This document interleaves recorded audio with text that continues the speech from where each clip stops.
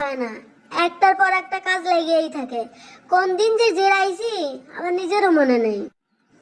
ঘর বাড়ি পরে পরিষ্কার করো, আগে রান্না শুরু করো। ঠিক আছে মা, এই যে কি কি রান্না করব? ইলিশ মাছ দিয়ে তরকারি রান্না করো আর ইলিশ মাছের ডিম ভাজি করো। সিস্টেম করে করে দেখি। আর মা, তাহলে করলা ভাজি করি। আচ্ছা, তোর যা মন চাই তুই করলাই ভাজি কর। ঠিক আছে, তাহলে আপনি যান, আমি এদিক সব ব্যবস্থা করতেছি। না, আর দাঁড়িয়ে থাকলে চলবে না। কাজ একটার পর একটা রেডিই থাকে সব সময়। আর কবে যে আমি তৃপ্তি করে ঘুমাইছি সেটাও আমার মনে নেই। না, আর বক বক করবো না। অনেক দেরি হয়ে যাচ্ছে, অনেক রান্না বাড়া করতে হবে। আর অনেক দিন ইলিশ মাছের ডিম ভাজি খায় না।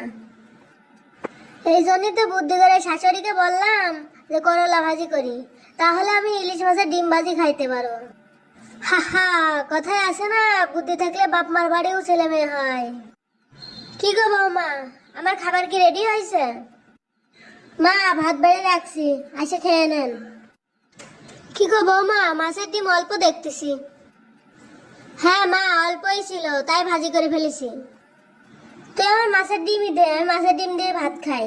আর তুই করলা ভাজি দিয়ে ভাত খাইছে না। আর আমি আর কতদিনই বা বাঁচবো, মরে গেলে তো তোরাই সব খাবি। হায় হায় রে, আমার আশার ভিতর বাঁশি বাজাই দিল। আর অবশ্য বাঁচবে আর কয়কাল, মরে গেলে তো সবই আমাদের। দেন মা, ভালো করে খান। আর কি কি লাগবে আমার কাছে বলেন। না বৌমা, আর একটু ইলিশ মাছের ডিম থাকলে আর এক প্লেট ভাত খাইতেই পারতাম। ভাতগুলো খেয়ে আস্তে ধীরে বিকালে গাছগুলো পানি দিয়ে আসে।